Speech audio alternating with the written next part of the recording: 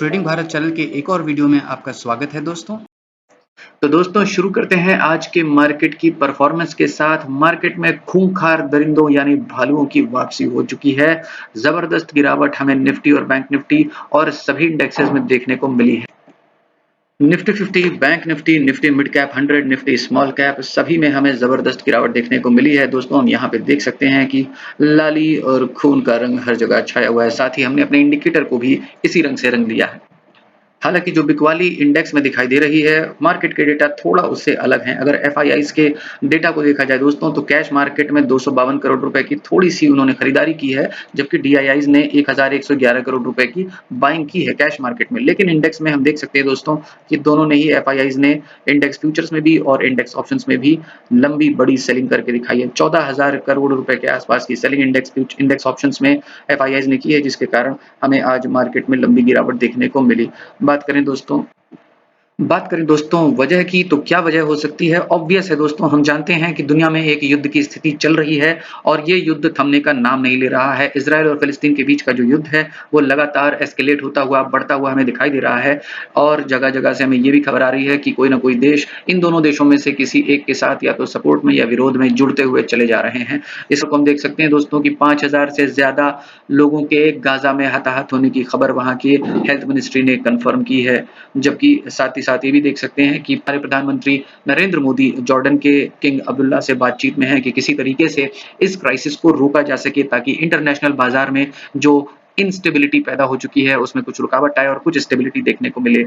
हम ये भी देख सकते हैं दोस्तों कि लगातार लोग वहां से पलायन कर रहे हैं और मुसीबतें कहीं ना कहीं बढ़ती चली जा रही हैं युद्ध को लेकर के। ये युद्ध और बड़ा होने की तरफ बढ़ता चला जा रहा है। खौफ इस बात का है कि कहीं विश्व युद्ध में ना बदल जाए। दोस्तों मार्केट में गिरावट का अंदाजा हम भले ही ना लगा पाए हों, लेकिन एक शख्स है जिसने ये अंदाजा पहले से लगा लिया था और साथ ही साथ 1.6 बिलियन डॉलर्स का शॉर्ट कर दिया था मार्केट में, जिसपे उस समय जब इन्होंने शॉर्ट किया था तब लोगों को लग रहा था कि इन्होंने एक बहुत ही मूर्खतापूर्ण फैसला लिया है, लेकिन आज उनके उस अनुमान को हम सच होता हुआ देख सकते हैं। दोस्तों इस शख्स का नाम है माइकल बरी और इन्होंने 16 अगस्त को ही शॉर्ट की पोजीशंस बना ली थी और 1.6 बिलियन डॉलर्स की पोजीशन बनाई थी। जो लोग नहीं जानते इनके बारे में, उनको बता दें दोस्तों कि ये वही शख्स हैं जिन्होंने 2005 में ही 2008 में आने वाली बड़ी मंदी का भविष्यवाणी एक तरीके से कह लें कर दी थी। लेकिन दोस्तों जैसा कि हम आपको पहले ही बता चुके हैं कि जब खौफ और डर मार्केट पे हावी हो जाए तभी बनते हैं मौके पैसे लगा करके, इन्वेस्ट करके अपनी सही जगह पर पोजीशन लेके बैठने के, ताकि बाइंग अपॉर्चुनिटीज को ग्रैब किया जा सके। अच्छे और प्रीमियम स्टॉक्स में बाइंग अपॉर्चुनिटीज बढ़ते हुए बाजार में बड़ी मुश्किल से मिलती हैं, लेकिन ऐसी पैनिक सेलिंग जब आए, यानी कि जब किसी तरह का क्राइसिस हो, जब भी भालुओं का हमला हो, तब बनती हैं बाइंग अपॉर्चुनिटीज। वो कहते हैं ना कि डर के आगे जीत है। तो इसी कड़ी में दोस्तों हमने अपने पिछले वीडियो में आपसे बात की थी आईसीआईसीआई बैंक के रिजल्ट्स के बारे में, जिसमें हमने देखा कि काफी पॉजिटिविटी दिखाई दे रही थी। हमारे आकलन के दसों पैमाने पर आईसीआईसीआई बैंक ने अच्छा परफॉर्म करके दिखाया था। मार्केट की गिरावट से अगर कंपेयर किया जाए तो इस स्टॉक ने काफी हद तक अपने आप को होल्ड करके रखा हुआ है। इससे ये भी समझ में आता है कि अगर आईसीआईसीआई बैंक के स्टॉक में इन्वेस्टमेंट करने की जगहें देखी जाएं तो वो यही हैं जहां पर अभी आईसीआईसीआई बैंक का स्टॉक ट्रेड कर रहा है। हम ये भी देख सकते हैं दोस्तों कि कल के दिन जो हमने सपोर्ट मार्क किया था 929 रुपए का, कहीं ना कहीं आईसीआईसीआई बैंक आज उस रेट के ऊपर ही हमें सपोर्ट लेता हुआ दिखाई दे रहा है, यानी कि सपोर्ट काफी मजबूत अपने आप को साबित कर चुका है। आज भी अगर खौफ की वजह से कोई यहाँ पर इन्वेस्टिंग की अपॉर्चुनिटीज ना ले पाए हों तो अभी भी जगह बाकी है दोस्तों, लेकिन ये कोई बाय एंड सेल टिप नहीं है। अगली कंपनी जिसमें मार्केट की धुआंधार गिरावट के बाद हमें इन्वेस्टमेंट के मौके बनते हुए दिखाई दे रहे हैं, या यूं कहा जाए कि हमें इन्वेस्टमेंट के मौके ढूंढ लेने चाहिए, वो है भारत की सबसे बड़ी टेक जायंट कंपनीज में से एक विप्रो, जिसके बारे में हम सब पहले से ही जानते हैं दोस्तों। विप्रो भारत की एक बहुत ही जानी मानी टेक्नोलॉजी की कंपनी है, सॉफ्टवेयर की कंपनी है और इसका मार्केट कैप 2.25 लाख करोड़ रुपए के आसपास है। इसके बारे में ज्यादा डिटेल में बताने की जरूरत नहीं है दोस्तों।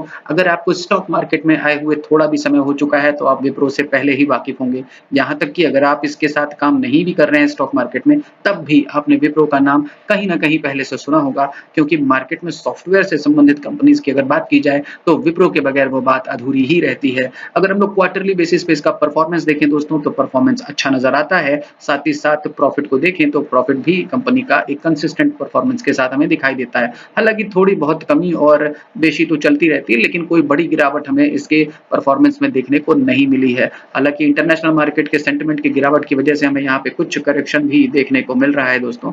हम यहाँ पे देख सकते हैं कि कंपनी के स्टॉक में फिलहाल एक करेक्शन आने के बाद एक ऐसी जगह पर ये आकर के रुका हुआ है, जहाँ से ये कहा जा सकता है कि अभी इसका सपोर्ट थोड़ा-सा और नीचे आना बाकी है। विप्रो में इन्वेस्टमेंट के मौकों की बात करें तो ₹377 के एक सपोर्ट के आसपास हमें ये आता हुआ दिखाई दे रहा है, जो कि एक इमीडिएट सपोर्ट है, जहां पे स्मॉल क्वांटिटी में कुछ इन्वेस्टमेंट करने के मौके देखे जा सकते हैं। साथ ही साथ मेजर और मजबूत सपोर्ट की बात करें तो ₹355 का एक मेजर सपोर्ट है, जहां पर अगर स्टॉक इस गिरावट में आता है तो अच्छे मौके बन सकते हैं दोस्तों। लेकिन ये कोई बाय एंड सेल टिप नहीं है। किसी भी तरह की ट्रेड लेने से पहले अपने फाइनेंशियल एडवाइजर से जरूर एडवाइस लें। अगला स्टॉक जो कि हमारे पास इस गिरावट में पैनिक सेलिंग में अपॉर्चुनिटीज के साथ दिखाई दे रहा है, वो है पीडीलाइट इंडस्ट्रीज दोस्तों। केमिकल सेक्टर से बिलोंग करने वाला ये स्टॉक है, जिसमें आज के दिन हमें 1% की कमी आते हुए दिखाई दे रही है। पिछले 5 सालों में दोस्तों स्टॉक ने 150% का रिटर्न लगभग अपने इन्वेस्टर्स को कमा के दिया है। तो ये एक अच्छा परफॉर्मेंस हमारे उस स्केल पे माना जा सकता है, जो कि ये कहता है कि प्रीमियम स्टॉक्स या ब्लू चिप स्टॉक्स अगर अपने पैसे को 5 साल में डबल करके दे दें, तो ये अच्छा परफॉर्मेंस कहा जाएगा। उस पैमाने पे ये भी एक अच्छा परफॉर्म करने वाला स्टॉक हमें प्रतीत होता है। अगर हम मार्केट कैप की बात करें दोस्तों, तो 1,20,000 करोड़ रुपए के मार्केट कैप के साथ ये कंपनी अपने केमिकल सेक्टर की लीडर दिखाई देती है। हम यहाँ पे देख सकते हैं दोस्तों कि इसके सेक्टर में जो इनके दूसरे कॉम्पिटिटर्स हैं, उन कॉम्पिटिटर्स की तुलना में इसका मार्केट कैप कहीं बड़ा है, क्योंकि इसके बाद जो सेकंड नंबर पे इसके कॉम्पिटिशन में जो कंपनी है एसआरएफ, उसका मार्केट कैप इसका लगभग आधा है, यानी कि 64,000 करोड़ रुपए के आसपास का है। अगर हम क्वार्टरली परफॉर्मेंस की बात करें तो 32% इसने पिछले यानी कि फर्स्ट क्वार्टर से इंप्रूवमेंट करके दिखाया था।